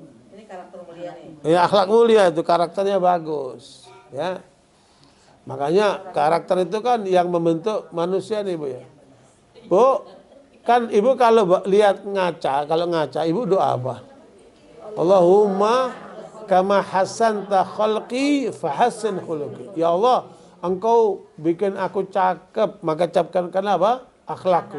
Berarti penampilan itu namanya khalq. Kalau apa? Karakter namanya apa, Bu? Khuluq. Beda kan? Tapi karakter itu sebenarnya bisa dilihat dari penampilan. Ya. Kalau bukan tenggorokan. Iya, khalq itu nanti bisa bermakna tenggorokan. Tapi makna yang nampak di dalam diri manusia itu namanya khalq. Ya. Namanya kalau orang namanya makhluk, ya Bu. Kalau orang namanya apa? Makhluk. Ya. Yang ketiga dulu. Yang kedua baru 2. Mau pulang, Bu? Jadi yang kedua apa, Bu? Akhlaknya mulia, karakternya bagus. Ya, yang ketiga dia tahu bagaimana menyikapi dunia. Ya. Dia tahu bagaimana menyikapi dunia. Maknanya apa? Dunia ini hanya sarana, bukan tujuan. Ya. Dia sadar itu. Kan orang kalau tidak mengerti arti dunia, dia akan terbelenggu oleh dunianya. Kan? Yang ketiga, dia tahu bagaimana menyikapi dunia. Ya, sehingga tidak segala-galanya lah dunia itu, Bu. Ya kan? Jadi dunia itu hanya sarana saja. Ya. Makanya jangan tertipu dengan dunia. Ya. Nggak betul itu. Kalau Bang Sandiwara nggak ada tanggung jawabnya, selesai. Tapi dunia ini ya, itu ungkapan nggak betul. Ya. Kemudian keempat,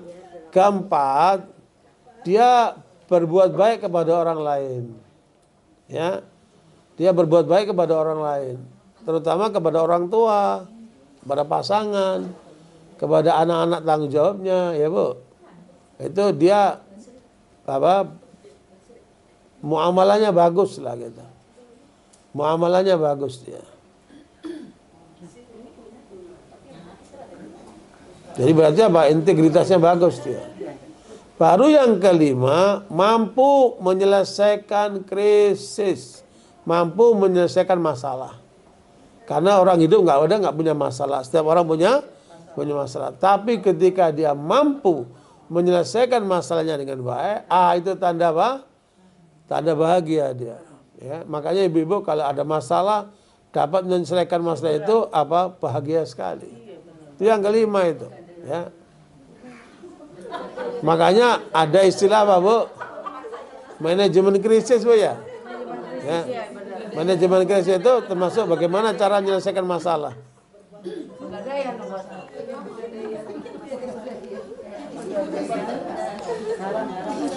Oke, Bu ya.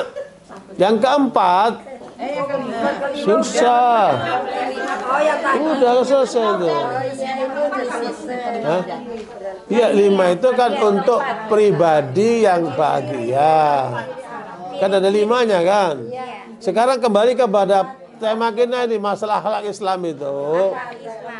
Ya, kan tadi udah 3. Iya sekarang yang keempat. Yang keempat, bahwa akhlak Islam itu ditandai dengan keteladanan Nabi Muhammad SAW. Ya. Akhlak Islam itu mengikuti keteladanan Nabi Muhammad SAW. Ya. Surat Al-Ahzab ayat 21. Laqad kana lakum fi Rasulillahi uswatun hasanatun liman kana yarjullaha wal yawmal akhir. Al-Ahzab 21, Ibu.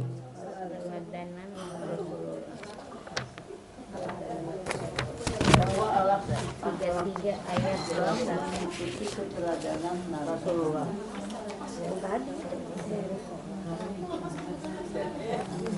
Yang ke-21, Bu, surat Al-Ahzab dibaca, Bu. Telah ada pada diri Rasulullah itu suri teladan yang baik bagimu, yaitu bagi orang yang mengharap rahmat Allah dan kedatangan hari kiamat dan yang banyak mengingat Allah. Ya, Bu.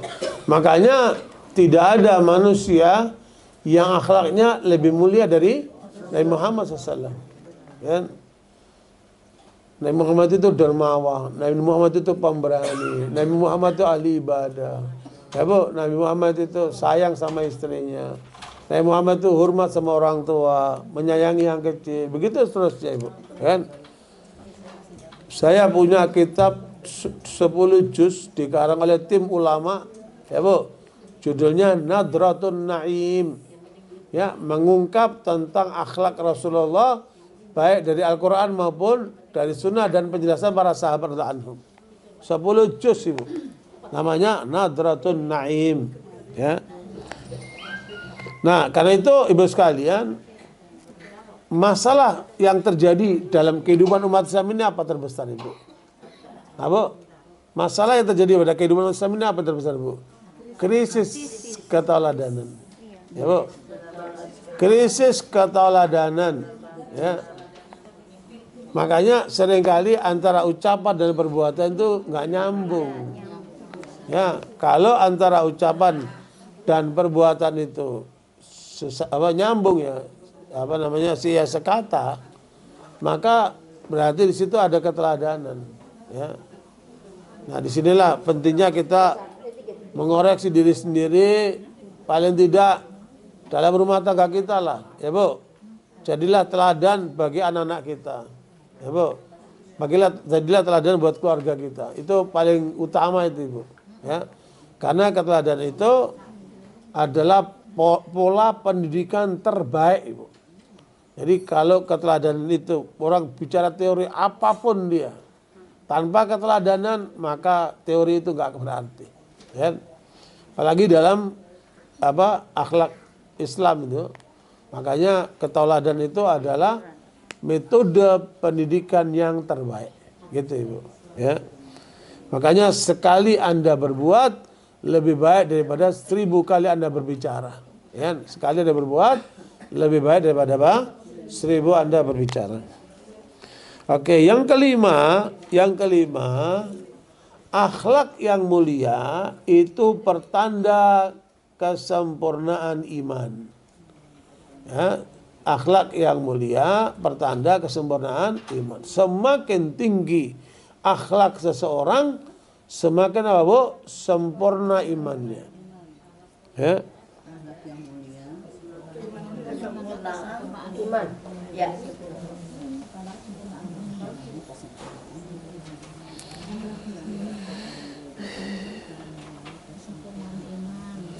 Nabi mengatakan dalam riwayat Imam Abu Dawud dengan sanad yang sahih, akmalul mu'minina imanan ahsanuhum khuluqa.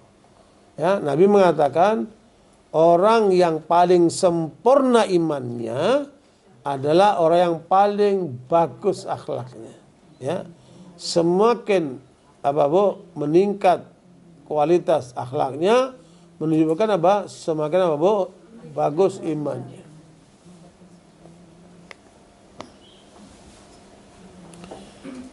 Saya punya guru, Ibu.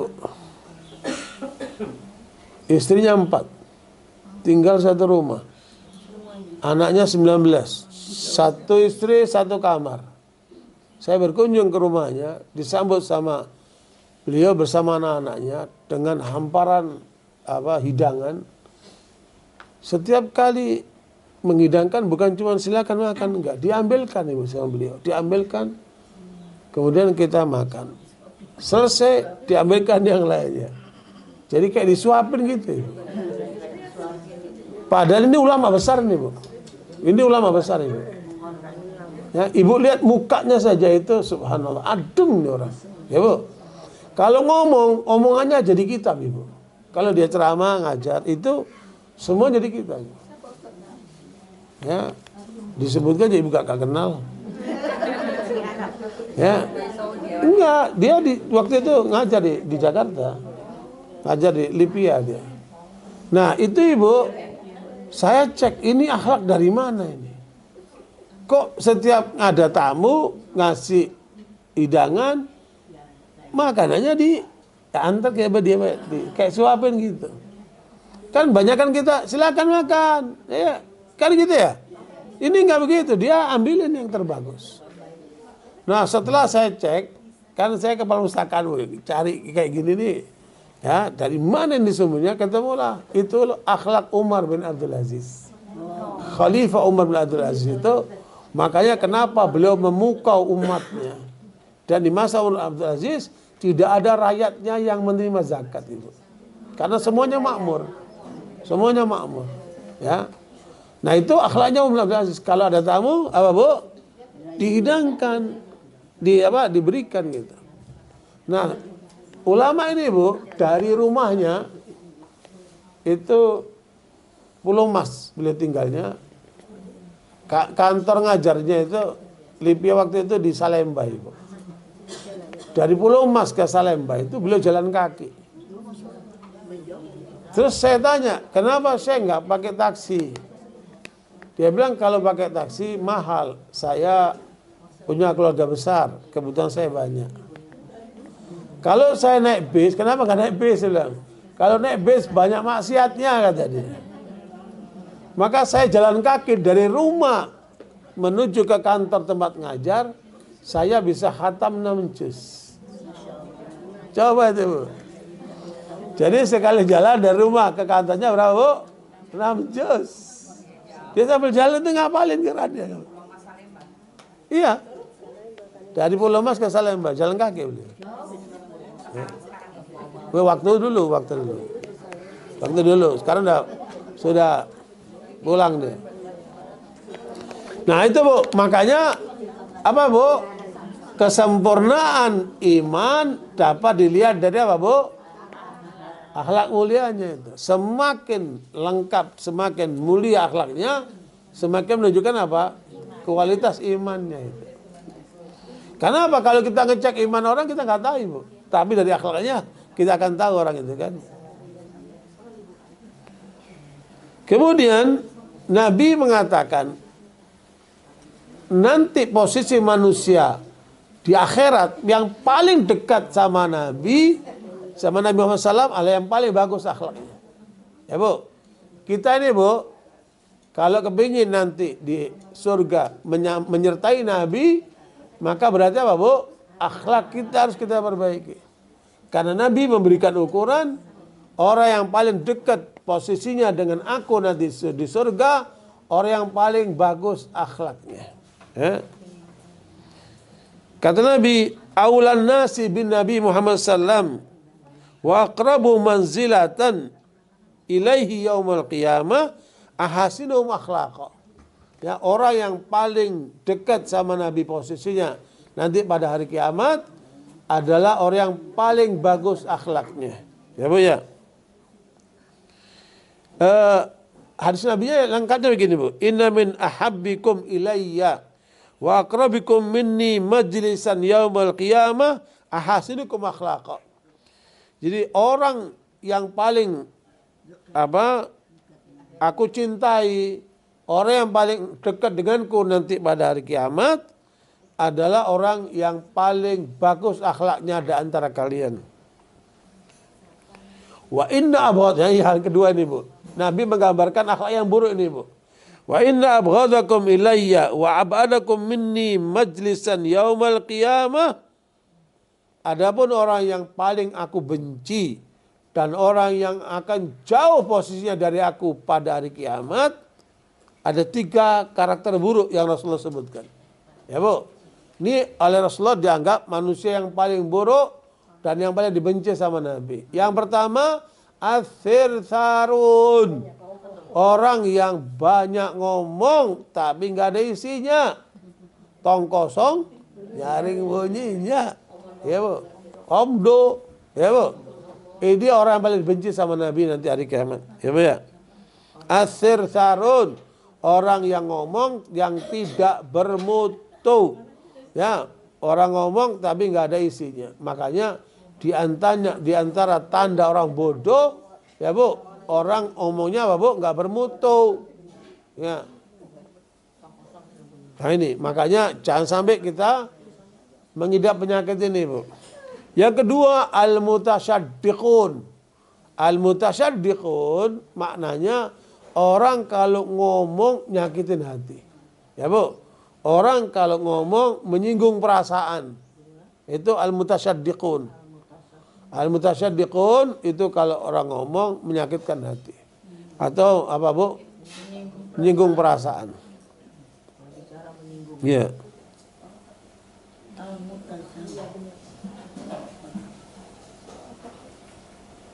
Nah, yang ketiga al-mutafaihiqun.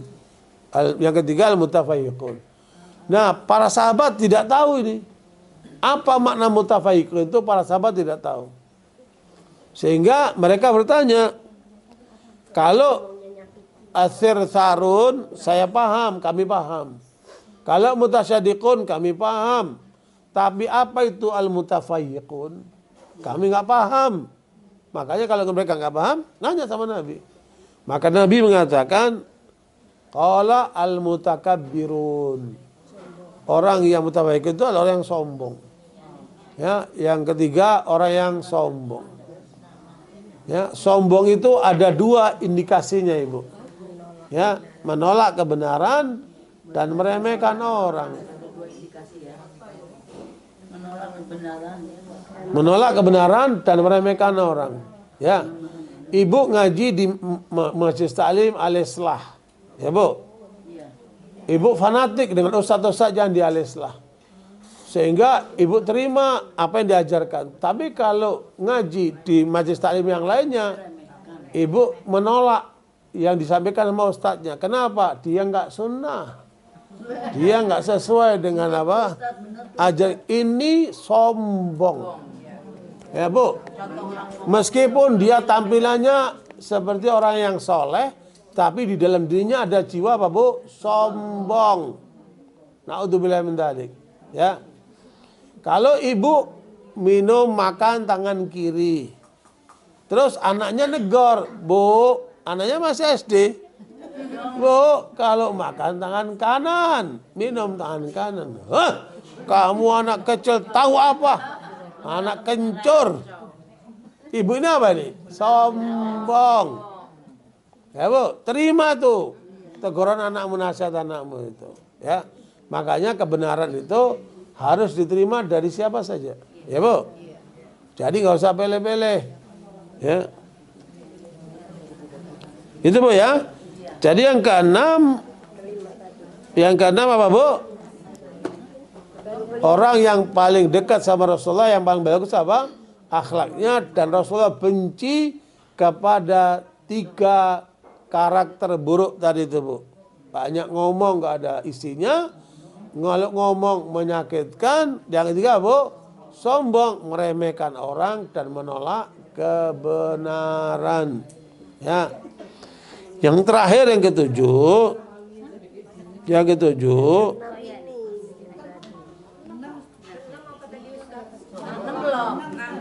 lah barusan Tadi 5. Barusan ngomong sambil dower tuh apa tuh?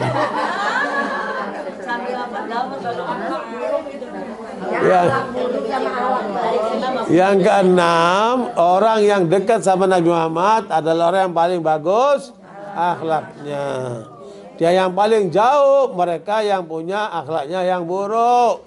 Akhlak yang buruk disebut Nabi ada 3 macam itu. Ya Bu. Oke, sekarang ke berapa Bu? 6 lagi.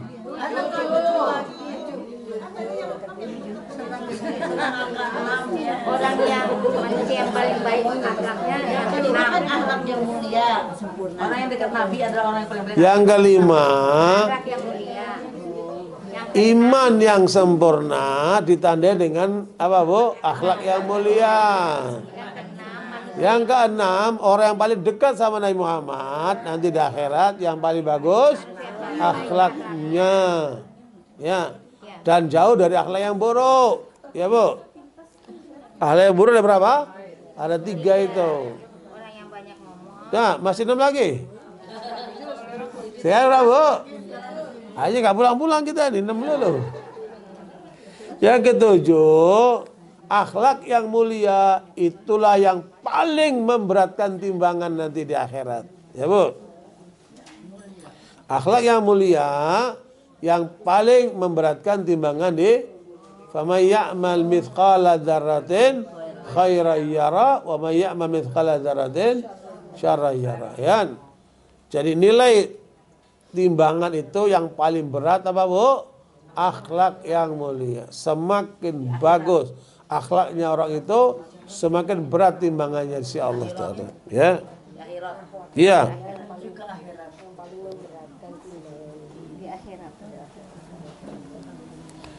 Rasulullah mengatakan, innal mu'mina la yudriku bi husni khuluqihi darajatas sha'imil qa'im.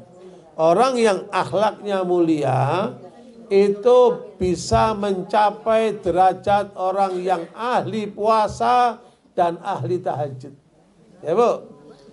Ahli puasa, ahli tahajud dia untuk Allah. Ya Bu, hubungannya sama Allah, hablum minallah. Tapi akhlak mulia hablum minan nas. Ya Bu.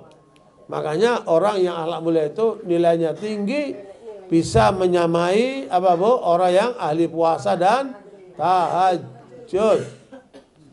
Kemudian mengatakan ma min syai'in afqal fil mizani min husnul khuluq.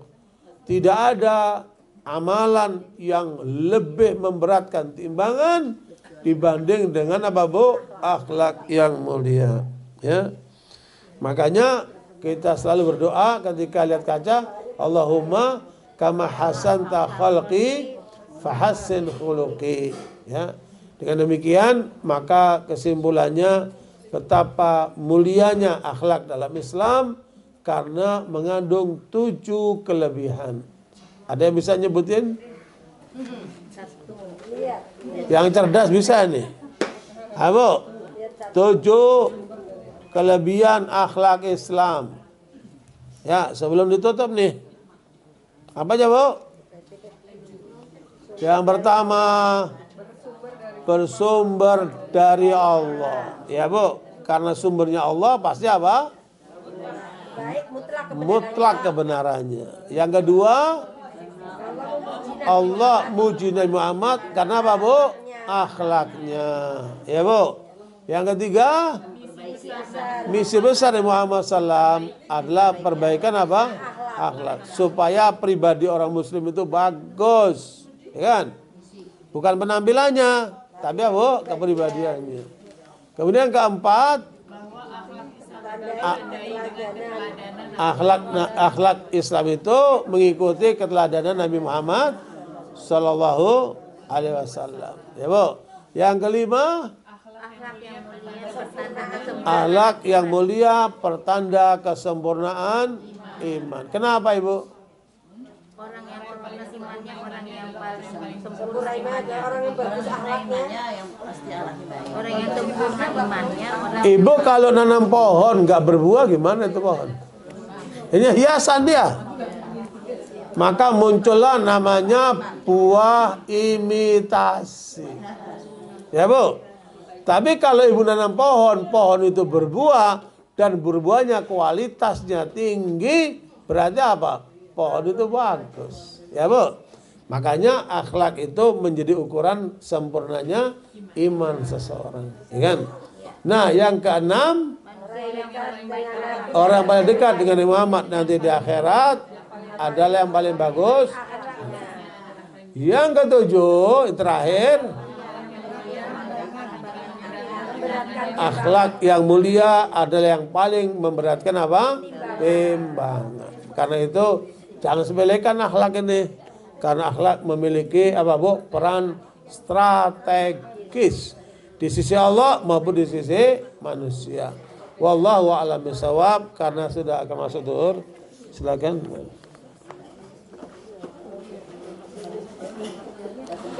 Ini ada permintaan mohon doa untuk mertua Ibu Novi yang punya rumah ini, Ibu Siti Rapi binti Bonanrang, yang mungkin sedang sakit ya, Bu.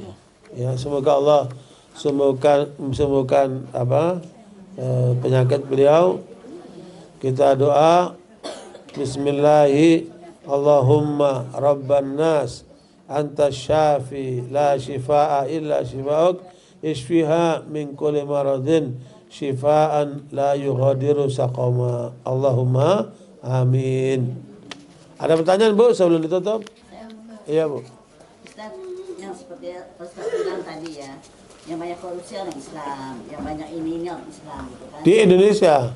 Oh, di Indonesia. Ya, kalau di Amerika kan bukan orang Islam. Saya orang Islam. Kalau di Saya Jepang lagi ngomong-ngomong anak saya itu, kalau yang jelek-jelek mengenai Islam, dia nggak mau, Ustaz. Anak saya itu kan mau jangan bawa Islam, pokoknya kalau yang soal jelek-jelek. bukan Islamnya, ini orang Islamnya. Ya, Saya ya. Islam gitu. Benar, anak ibu benar, marahlah dia. Dia nggak mau, Ustaz. Kalau Benar. soal jelek apapun pemain jelek itu, bisa langsung jajan Islam, dia nggak mau. Tidak mau. Ustaz. Benar itu, karena Islam dari Allah sempurna. Tidak ada agama sesempurna agama Islam. Benar itu. Tapi yang lemah siapa? Oknum. Nah, pertanyaannya, dalilnya apa? Surat Fatir ayat 32, coba Ibu lihat. Surat Fatir ayat 32. Tsumma awrasnal kitaba alladzina astafaina min ibadina faminhum dhalimun li nafsihi wa minhum muqtasid wa minhum sabiqun bil khairati biidznillah dzalika huwal fadlul kabir. Dibaca terjemahnya, Ibu. 32. Ya, ayatnya 32. Fatir ayat 32. Kemudian kitab itu kami wariskan kepada orang-orang yang kami pilih di antara hamba-hamba kami. Siapa itu? Orang Islam. Kan? Jadi orang Islam itu pilihan Allah, Bu. Kepada kita dikasih Al-Quran. Terus di tengah umat Islam ada 3 macam orang. Lalu di antara mereka ada yang menjalimi diri sendiri. Siapa itu? Ya tukang korupsi, tukang zina itu, Bu. Ada yang di pertengahan dan ada pula yang lebih dahulu berbuat kebaikan dengan izin Allah, yang demikian itu adalah karunia yang besar. Berarti orang Islam ada 3 macam. Pertama, orang Islam yang sontoloyo. Kata Soekarno. Orang Islam tapi melanggar Islam. Ya, Bu. Koruptor, bezina, tukang narkoba itu semua pelanggar-pelanggar Islam kan. Itu Allah sebutkan itu. Kenapa? Mereka melanggar Allah, melanggar Islam. Ya. Orangnya, Bu, bukan Islamnya. Iya, anak saya juga sekarang itu orangnya. Mas. Iya, betul. Benar itu. Itu ayatnya. Kalau misalnya ngomong-ngomong gitu, Ustaz, untuk ganti yang ke situ gitu, apa itu, Ustaz, yang harus kita ucapkan? Jangan dikit-dikit Islam, kalau jelek itu Islam, jangan. Tidak, bukan Islamnya. Iya, maksudnya Artinya kalau menyatakan Islam kan juga tidak objektif. Wong yang melaksanakan pelaku. Ini ayatnya itu. Jawabannya itu ayat itu. Ya, Islamnya benar, Qur'annya benar, tapi yang nggak benar apa? Oknumnya itu. Dia mendalimi dirinya karena dia melanggar Islam, melanggar Al-Qur'an dia. Itu ayatnya, Bu. Bacakan ayat itu, ya. Barakallahu. Iya. Iya, Bu. Kalau ada orang ahli ibadah, dia salatnya bagus, tapi akhlaknya bukan jelek, tapi nggak bagus, itu ya biasa aja tuh. Jelek sama nggak bagus apa? Satu saudara. Bu. Itu bahasa penghalusan aja. itu tandanya ibadahnya nggak beres. Kenapa? Satu rangkaian tuh, Bu. Kalau rumah itu bagus, berarti pondasinya bagus, ya kan? Bangunannya bagus, gentengnya nggak bocor. Kalau gentengnya bocor gimana? Berarti nggak beres tuh rumah, kan? Bisa banjir, bisa apa nanti? Ya wallahu alam. Tapi kita bisa melihat orang kalau akhlaknya buruk, ada nggak beres dengan ibadahnya, nggak beres juga dengan apa, Bu? Imannya. Itu. Makanya akhlak ini